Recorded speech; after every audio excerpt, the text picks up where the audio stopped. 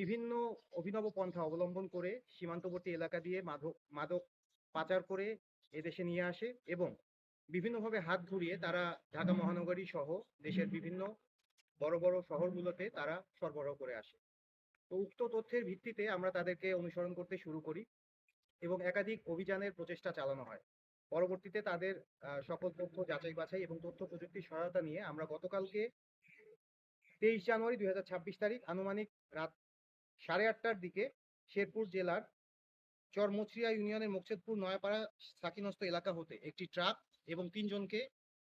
গ্রেফতার করতে আমরা সক্ষম হই। গ্রেফতারকৃতরা হলেন মোহাম্মদ মিনাল মিয়া,